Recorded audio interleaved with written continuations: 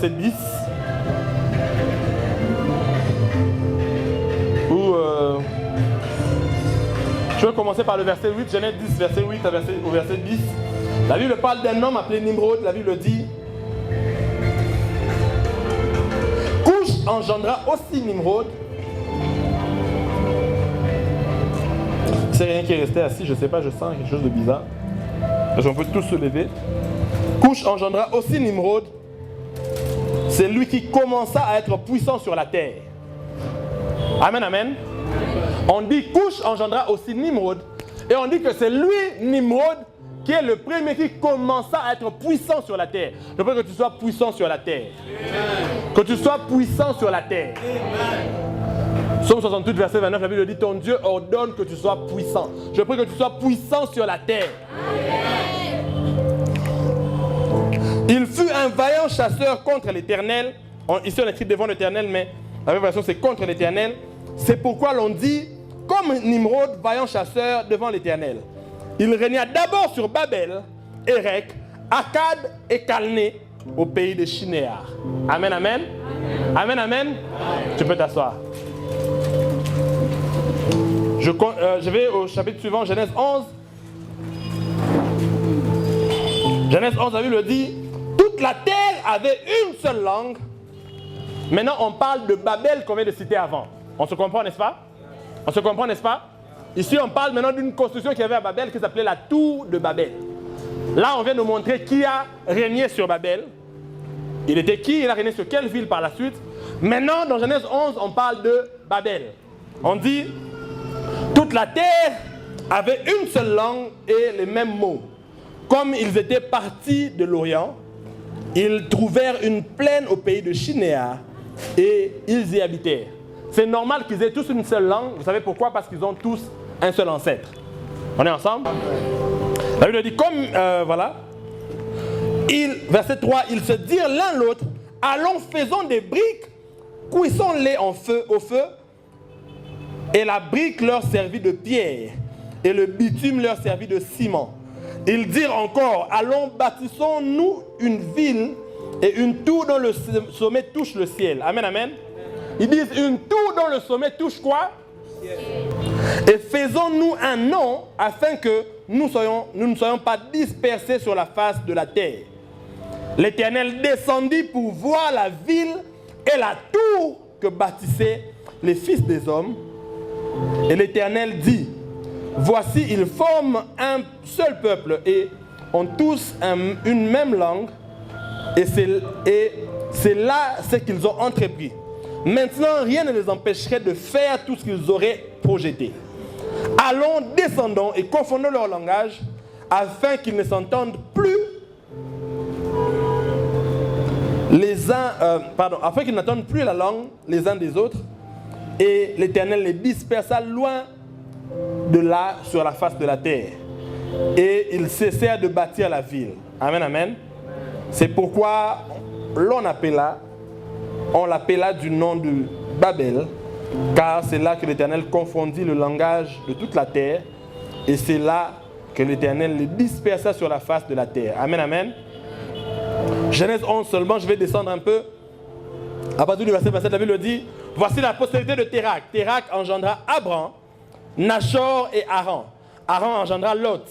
Et Haran mourut en présence de Térak, son père, au pays de sa naissance à Ur en Chaldée. Amen, amen. C'était un événement. C'était, je crois, la première fois que quelqu'un... Non, c'était la deuxième fois depuis que la terre avait été faite qu'un fils meurt avant son père. On est ensemble? On est ensemble? Après qui? Quand même, là, si vous n'avez pas répondu, mais j'allais vous chasser moi-même du culte. Donc, après Abel, il y a un autre fils qui vient de mourir encore avant son père. On précise même qu'il est mort en présence de son père. Ça veut dire qu'on dit qu'il est mort alors que son père était encore en vie.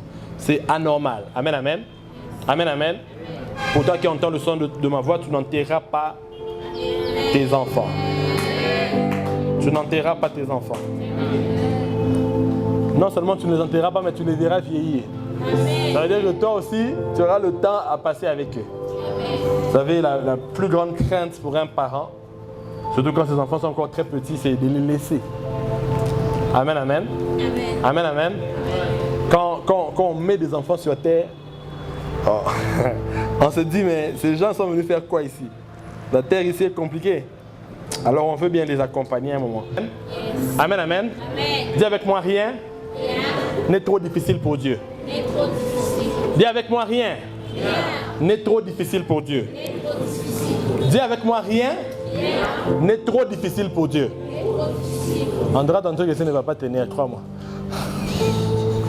Dis avec moi, rien n'est trop difficile pour Dieu. Dis-le encore fort, rien n'est trop difficile pour Dieu. À la fin de cette prédication, j'aimerais que tu retiennes une chose.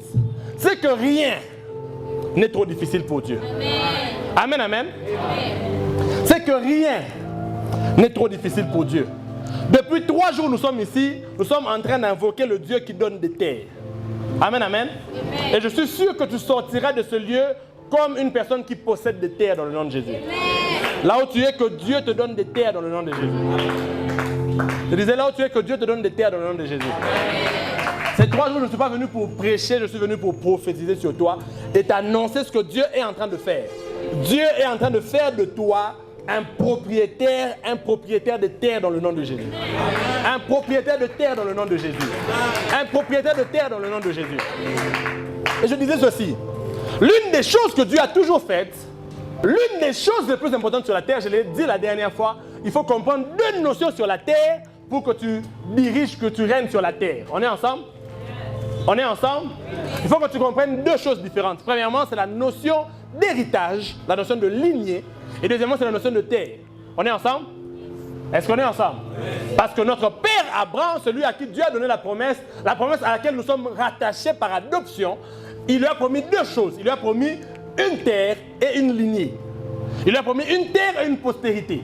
Amen, amen. Si tu comprends le concept de la terre et tu comprends le concept de la postérité, tu as compris comment être puissant sur la terre. Parce qu'il y a 2 choses dont quelqu'un a besoin pour être puissant sur la terre. C'est de comprendre l'héritage et de comprendre la terre. Amen, amen. Amen, amen. C'est de comprendre l'héritage et de comprendre la terre. La première responsabilité que Dieu a donnée à l'homme, c'est la terre. On est ensemble? On est ensemble? Dans Genèse, Dieu vient de créer l'homme, il le bénit et il lui donne 2 responsabilités. Il lui donne la première responsabilité de remplir la terre et la deuxième responsabilité, il lui dit de cultiver le jardin. On est ensemble? Parce que le but de Dieu, c'était que le jardin qui était en Éden s'accroisse. On est ensemble? Parce qu'il y avait la terre, il y avait Éden, et dans Éden, il y avait un jardin. Le but de Dieu en demandant à l'homme de cultiver le jardin, c'était premièrement de le conserver, mais deuxièmement aussi d'étendre le jardin dans toute la terre. Est-ce qu'on est ensemble? Et même quand Dieu parle du concept de remplir la terre, il ne parle pas d'abord des humains. Il avait donné la responsabilité à l'homme de cultiver le jardin. Il fallait que le jardin où Dieu descend soit répandu maintenant sur toute la terre. On est ensemble? Parce que dans les cieux, il y avait un lieu qu'on appelle Éden, le jardin de Dieu. Si tu lis Ézéchiel 14, tu verras dans ta Bible, on parle à l'ange déchu, à l'ancien oint, au chérubin oint, à l'être de lumière qui est devenu Satan le diable. On lui parle et on lui dit, tu étais en Éden, le jardin de Dieu. Donc, dans le ciel, il y avait un lieu qui s'appelait Éden. Il y avait, en fait, c'est ce qu'on appelle le paradis. Parce que le paradis, c'est paradis en grec, ça signifie jardin. On est ensemble? Et on lui dit, tu étais en Éden, le jardin de Dieu. Donc, Dieu, il avait un lieu sur le ciel où il était, qui s'appelait Éden aussi. Je crois que Dieu n'est plus là-bas. Parce que Dieu habite maintenant en toi. On est ensemble? On est ensemble? Mais il était dans un lieu appelé Éden. Et il avait créé le ciel et la terre. Mais en Éden, là-bas, un de ses serviteurs a eu la pensée, il n'a pas encore fait, il a eu la pensée qu'il allait monter s'asseoir au trône de Dieu. Et il a été précipité sur la terre. On est ensemble? Et tu verras, Genèse 1, verset 2, on dit la terre était informe et vide. Alors que nous savons que Dieu n'est pas le Dieu des œuvres inachevées. On est ensemble? On sait que notre Dieu perfectionne ce qu'il fait. Mais quand on trouve que Dieu a créé le ciel et la terre, mais on voit que la terre que Dieu avait créée était informe et vide, les théologiens disent qu'elle n'était pas informe et vide. Elle est devenue une terre informe et vide. Parce qu'en hébreu, le verbe être, c'est le verbe devenir. Est-ce qu'on est ensemble? Et comme ça, on explique simplement la phrase « je suis celui qui suis par je deviens celui que je serai ». Dans le sens où, si tu as besoin de me voir comme ça, je vais devenir ce que tu as besoin de voir. On est ensemble? C'est le verbe devenir. Donc quand on dit la terre était informe et vide, c'est la terre est devenue informe et vide. On est ensemble? On est ensemble? Parce qu'il y avait quelqu'un qui était précipité sur la terre. Il y avait un chérubin, un être spirituel que Dieu avait chassé du ciel, qui est tombé sur la terre. Et le choc là a détruit la terre et l'a changé de forme. Okay. On est ensemble? On est ensemble? Et maintenant, Dieu, dans sa stratégie de reconquête, Dieu a utilisé un homme. Et la première chose que Dieu lui a donnée, c'est une terre. La Bible dit, Dieu a créé l'homme. Est-ce que vous savez que l'homme n'habitait pas sur terre avant? L'homme n'habitait pas sur terre. On est ensemble? Genèse 2, la Bible dit que Dieu a créé l'homme. Genèse 1, pardon. Dieu a dit que l'homme selon notre image, selon notre ressemblance, et l'homme est là, il le bénit. Genèse 2, la Bible dit, il forma un corps à partir de la terre. On est ensemble? Mais on ne dit pas qu'il l'a mis sur la terre. On dit seulement qu'il a formé un corps. Quand Dieu a créé l'homme, quand il a créé son esprit, l'homme n'habitait pas sur la terre d'abord, l'homme habitait en Dieu. On est ensemble? Voilà pourquoi quand il lui a créé un corps, la première chose qu'il a été obligé de faire, c'est quoi? C'est de prendre ses narines et de souffler l'homme dedans. Amen. Pour que l'homme quitte l'intérieur de lui pour qu'il aille dans le corps. Okay. On est ensemble? On est ensemble? Et ensuite, la Bible dit, Dieu planta un jardin en Éden. Et il y plaça l'homme qu'il venait de créer. Écoute-moi, avant que Dieu t'emmène sur la terre, Dieu prépare la terre où tu dois habiter. Je n'aime pas ton amen. Je n'aime pas ton amen. Avant que Dieu ne t'emmène sur la terre, Dieu n'est pas écoute-moi, Dieu n'est pas un gaspilleur. Dieu ne t'a pas créé toi pour que tu viennes encombrer les gens dans leur salon. Avance. Tu n'as pas dit amen. Avant que Dieu n'emmène Adam sur la terre, il avait déjà préparé l'espace où Adam allait vivre. Et lui allait descendre pour rencontrer Adam. Et il lui a dit une chose. Je te donne une responsabilité. C'est de remplir la terre. Mais il dit de cultiver le jardin. Dis à ton voisin, remplir la terre en cultivant le jardin. Dis à ton voisin, remplir la terre en cultivant le jardin. Dis à ton voisin, remplir la terre en cultivant le jardin. Pas en ayant beaucoup d'enfants, tu auras 30 enfants là. Après, tu n'as même pas un endroit où les mettre. Ils doivent chercher ton frère là qui a l'argent. Il a un magasin où on met la nourriture. Bon, il peut dormir seulement là-bas, ça fait rien. Il peut garder la boutique là-bas, seulement il dort dans la boutique. Comme ça, la nuit, les voleurs n'entrent pas. Non. Avant que Dieu ne t'envoie sur terre, il prépare une terre où toi tu dois vivre. Et où il doit venir te rencontrer. On est ensemble? La Bible dit les cieux sont les cieux de l'Éternel. Et il a donné la terre aux fils des hommes. Dis avec moi, la terre m'appartient. Dis avec moi, la terre m'appartient. Dis avec moi, je suis la stratégie de Dieu pour récupérer la terre. Parce que la terre appartient à Dieu. C'est Dieu qui les a créés. Mais depuis un moment, il a chassé un voyou qui était dans le ciel. Et ce voyou-là, il est tombé ici sur la terre. Et il voulait en faire son QG. Voilà pourquoi la Bible, quand on décrit la terre au début, c'était rempli de ténèbres. Et Dieu a envoyé la lumière. Mais dans la stratégie de Dieu pour récupérer toute la terre, c'est l'homme. Yes. Il donne à l'homme une terre, afin que par cette terre-là, il récupère toute la terre. Est-ce qu'on est ensemble? Dieu donne à l'homme. Tu ne m'as pas compris. Avance. Dieu, pour récupérer la terre, qu'est-ce qu'il fait? Il prend la terre. Il fabrique pour ça. Okay. Comment je vais t'expliquer ça? Toi, tu es esprit. On est ensemble? Et Dieu, la première chose qu'il s'est assuré de faire, avant de nous envoyer sur la terre,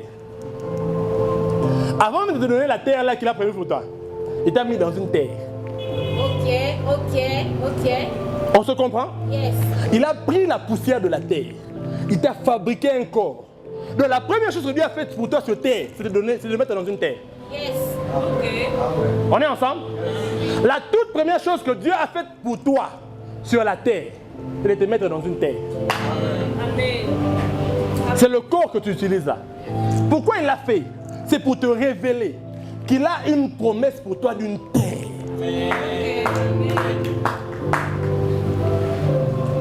Il a dit heureux les justes car ils hériteront la terre. On est ensemble? Tu as une promesse d'hériter de la terre. Toi, tu vas hériter de cette terre. Cette terre t'appartient. Est-ce que tu me comprends? Ça t'appartient. Dieu t'a mis d'abord dans une terre, ensuite il t'a envoyé sur la terre.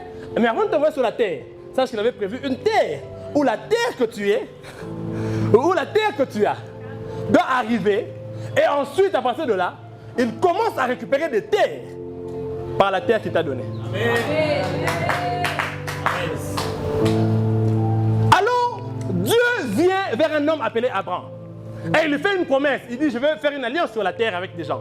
Mais je lui fais une promesse, il lui dit, je vais te donner des fils et une terre. On est ensemble? On est ensemble? Et je l'ai expliqué ici. Et je vais le refaire aujourd'hui.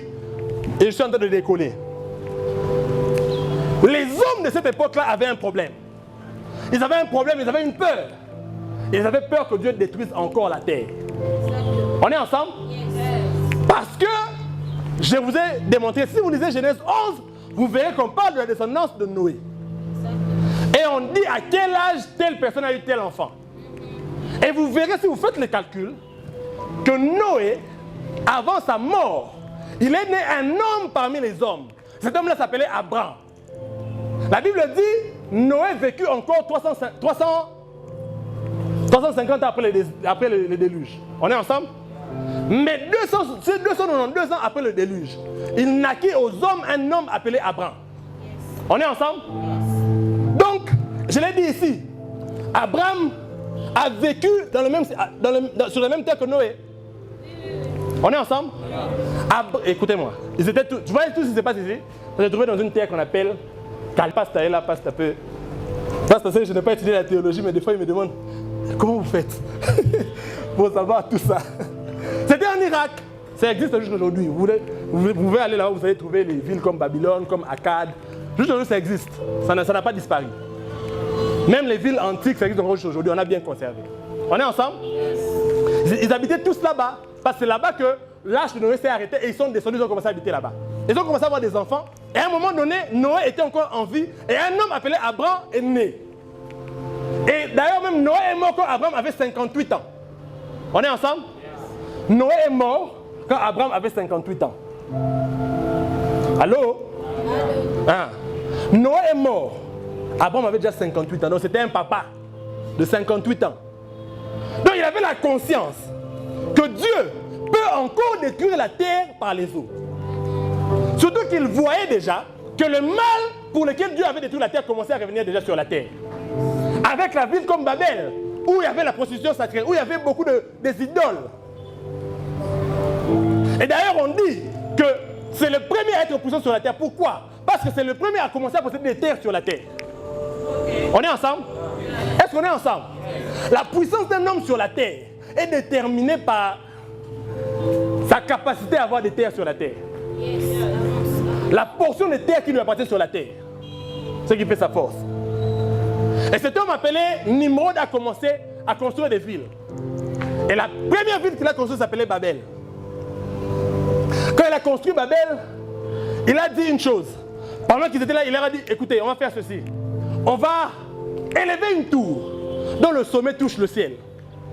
Est-ce qu'on est ensemble? Est-ce qu'on est ensemble? Et on voit Dieu se fâcher, Dieu descendre et détruire et arrêter les travaux. Pourquoi Dieu, ça lui dérangeait que les gens fassent un immeuble? Il y en a encore aujourd'hui, n'est-ce pas? Il y a plusieurs immeubles aujourd'hui, il y en a des plus grands que ça. Il y a des gratte-ciel aujourd'hui, il y a un immeuble qu'on construit maintenant là en Arabie Saoudite, c'est 1000 km de hauteur. 1000 mètres, pardon, 1 km. 1000 mètres de hauteur. Vous imaginez pas ce que ça signifie? 1000 mètres de hauteur. On est en train de construire maintenant. Mais Dieu, ça ne le dérange pas. Pourquoi en leur temps ça avait dérangé Dieu? C'est parce que ces hommes ne le faisaient pas avec des intentions pures comme cette génération. Même cette génération ne fait pas avec des intentions pures. Mais ces hommes les faisaient avec des intentions montré devant Dieu. Ils se moquaient de Dieu. Parce qu'ils avaient repris les choses pour lesquelles Dieu avait détruit la terre. Alors pour se protéger, au lieu de revenir vers Dieu, ils ont dit, on va jouer avec Dieu.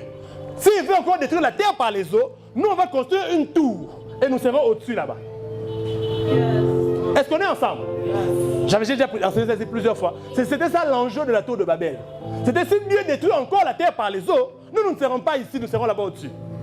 Ils se moquaient de Dieu. Alors Dieu a décidé de venir et de confondre leur langage et de les disperser. Et on voit directement par la suite un homme appelé Térak prendre ses fils et partir avec eux. On est ensemble? Et si par exemple, Térak, le père d'Abraham, faisait aussi partie de ceux qui construisaient la tour de Babel. Ok. Avance.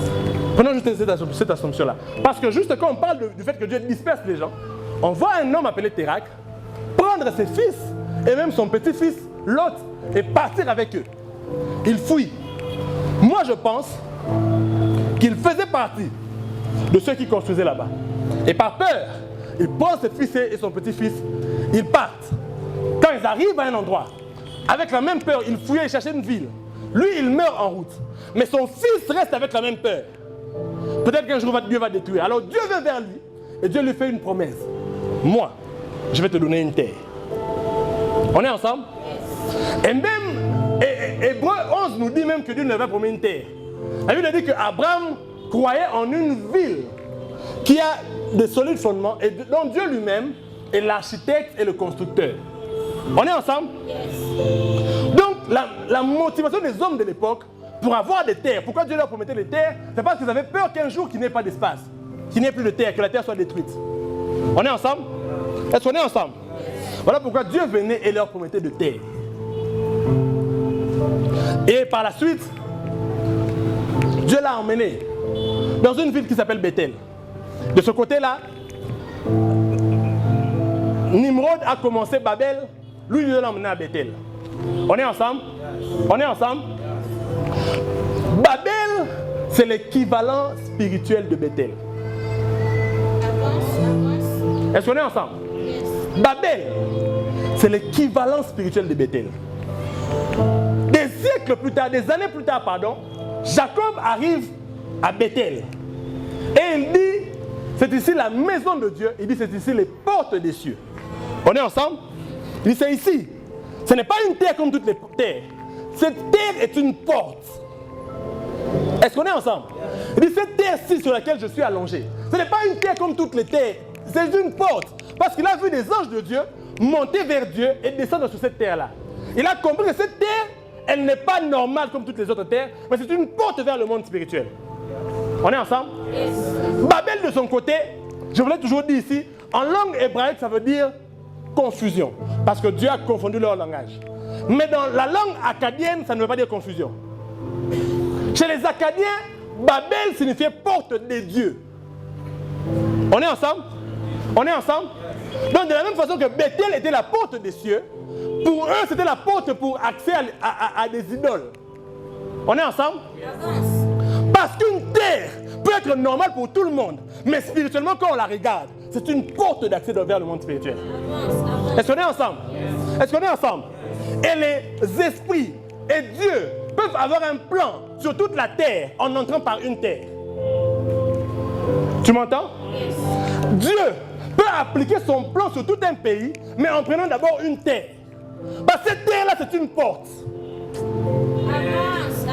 Dieu peut appliquer son plan, un projet tout entier, sur tout un territoire, mais en commençant par une petite terre. Parce que cette petite terre-là, c'est une porte.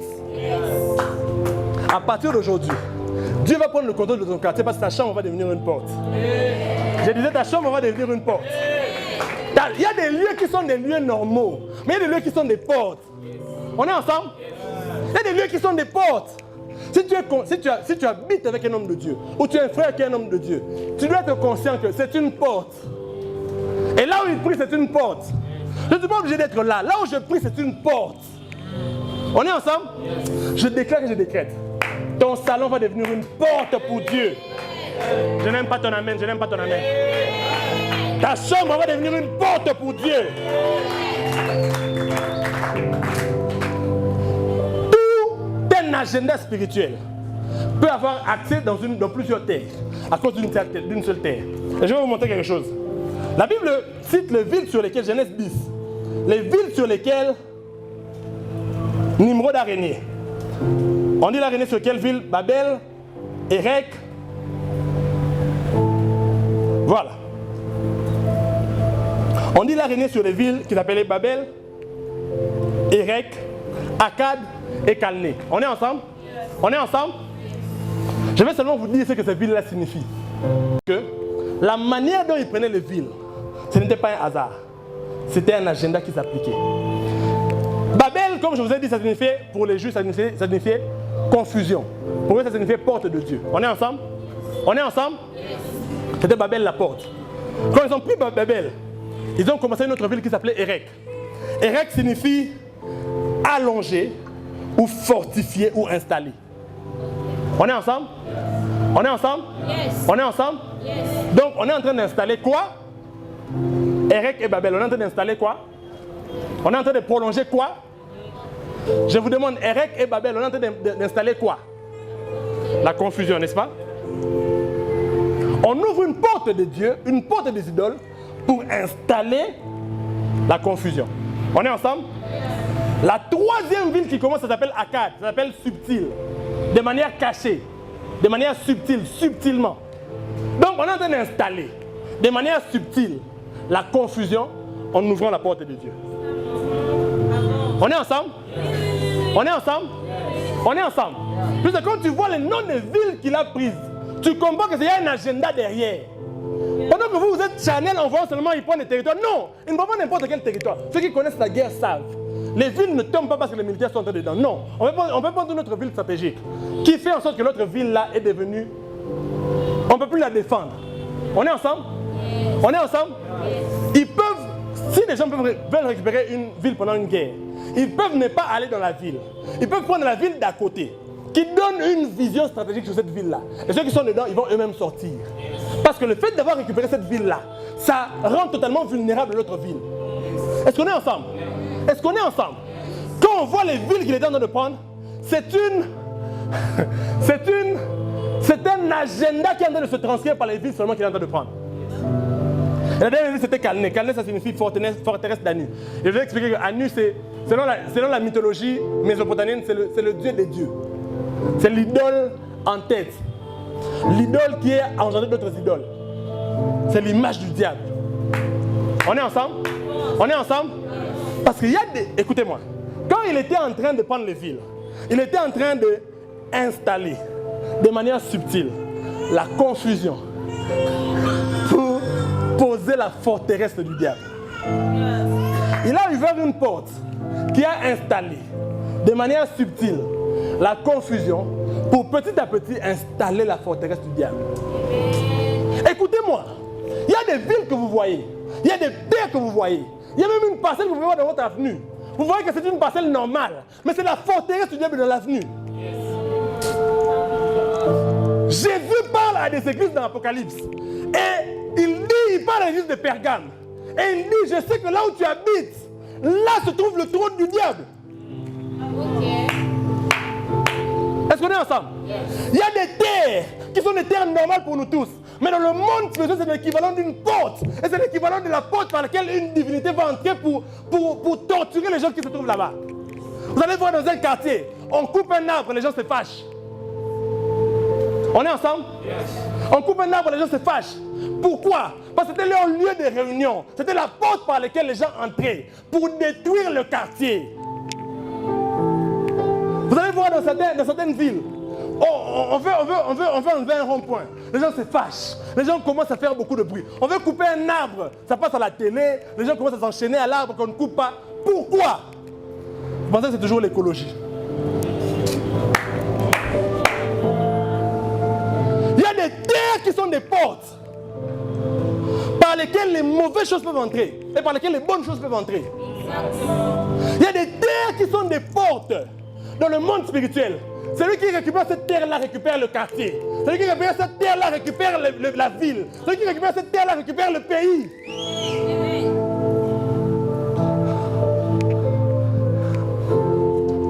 Comment vous expliquez ça?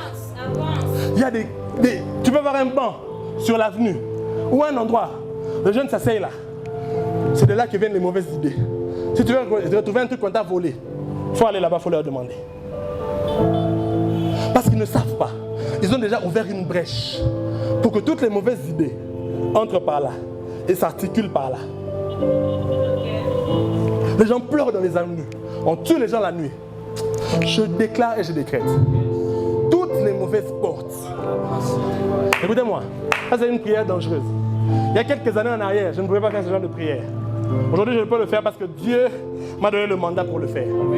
Je déclare et je décrète que toutes les mauvaises portes ouvertes dans cette ville, ouvertes dans ton quartier, ouvertes dans tout territoire, toute terre qui est occupée de manière abusive pour introduire de mauvaises choses dans ton avenue, dans ton quartier, dans cette ville, nous la fermons au nom de Jésus-Christ.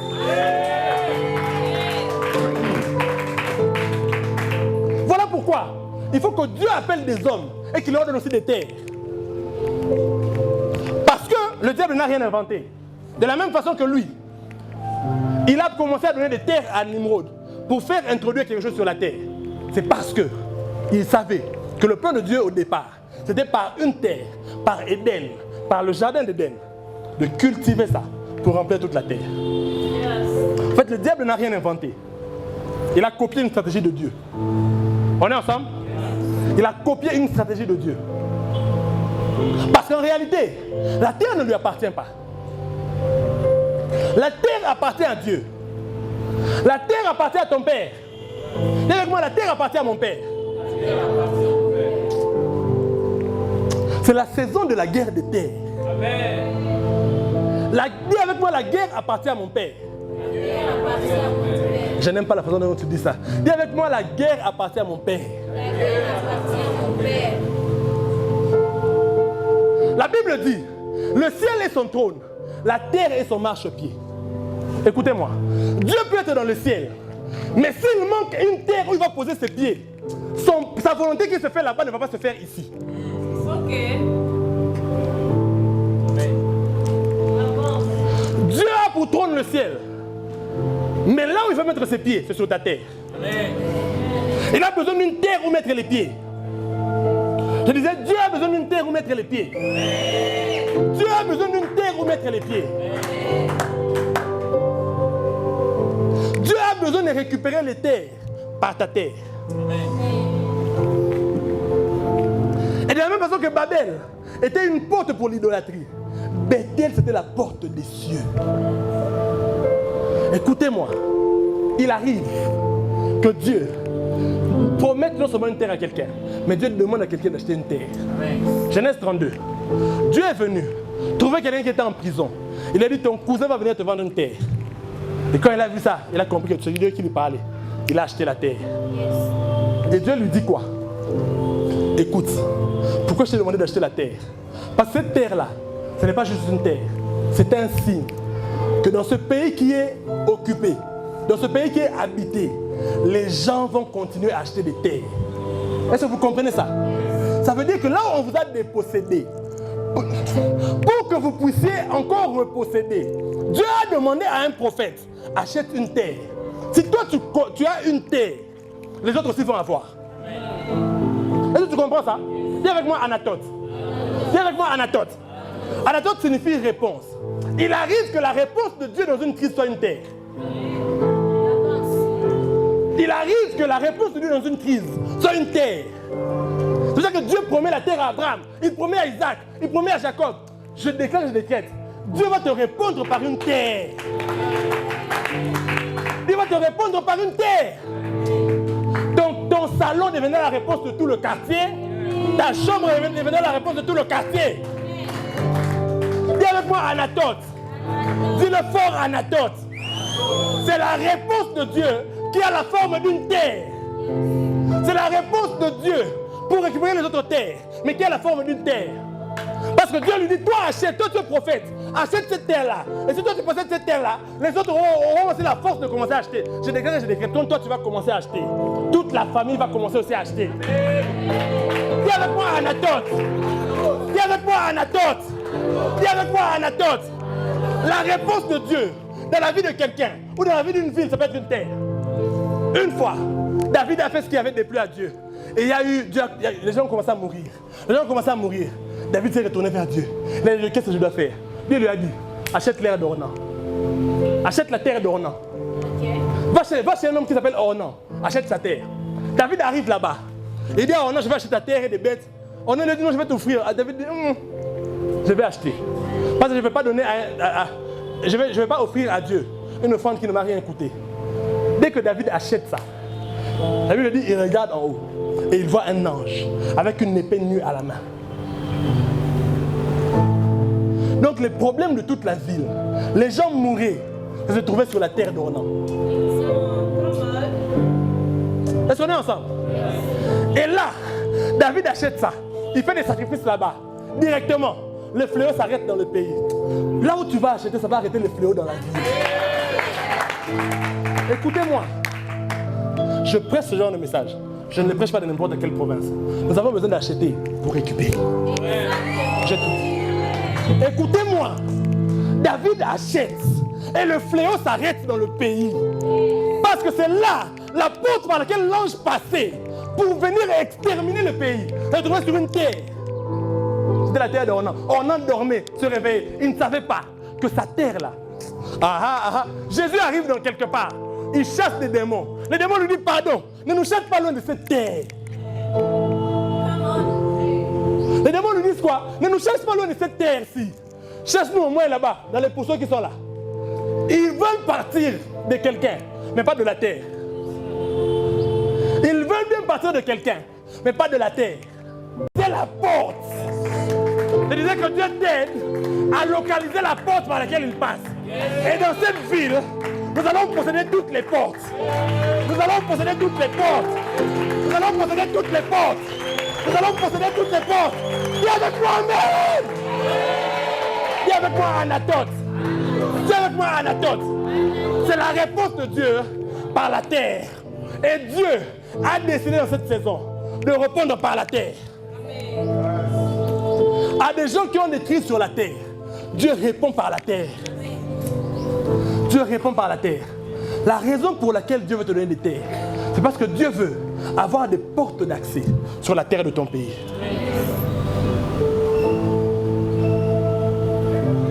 Dieu veut avoir des portes d'accès sur la terre de ton pays.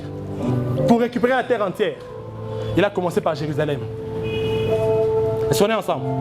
Parce que Jérusalem était une porte. Et là, ne vous éloignez pas de Jérusalem. Comme si le Saint-Esprit ne pouvait pas descendre ailleurs. Non, c'était déjà une porte ouverte pour qu'il descende. La terre d'Ornan, cette terre-là, c'est la terre où plus tard, quand il devait construire le temple, Dieu a dit construisez là-bas. Alléluia. Est-ce qu'on est ensemble? C'est là où Salomon a construit son temple. Parce qu'il y avait déjà une porte ouverte. À partir d'aujourd'hui, dans ta chambre, il y aura une porte ouverte. Je n'aime pas ton amen. À partir d'aujourd'hui, dans ta maison, il y aura une porte ouverte. À partir d'aujourd'hui, écoutez-moi, c'est seulement dans le même lieu là, la terre d'Ornan, qu'on a bâti le temple de Salomon. Et plus tard, c'est la même... D'abord, avant ça, la terre d'Ornan, la même terre là, c'est la terre où Dieu avait dit à Abraham, prends ton fils avec toi. Tu vas l'emmener et tu vas le sacrifier sur une terre que je vais te montrer. Est-ce qu'on est ensemble? C'est la même terre où Dieu a pourvu. Quand on dit à la montagne de l'Éternel, il sera pourvu. Là où Abraham a amené son fils pour le livrer. Et là où Dieu a pourvu. C'est la même terre. On est ensemble? C'est la même terre où David avait emmené la tête de Goliath après l'avoir tué. On est ensemble? Et quand il a emmené la tête de Goliath là-bas, il a posé là-bas. On a commencé à appeler ce lieu-là le lieu du crâne. Quand il a emmené la tête de Goliath là-bas, Goliath.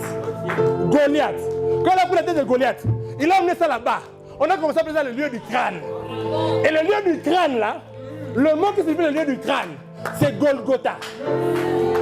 Là où on a emmené le crâne de Goliath, là où Christ a piétiné la postérité du serpent.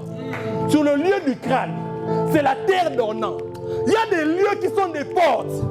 Et je déclare et je décrète sur toi. Tu vas posséder des portes d'entrée pour Dieu dans ce pays. Je n'aime pas ton amen, je n'aime pas ton amen. Je n'aime pas ton amen. Je vois des gens qui ont des terres à perte de vue. Et ces terres-là sont des... Je vois des gens qui ont des fermes, qui ont des fermes, qui ont des grandes plantations. Et ces terres-là sont des portes pour Dieu dans ce pays.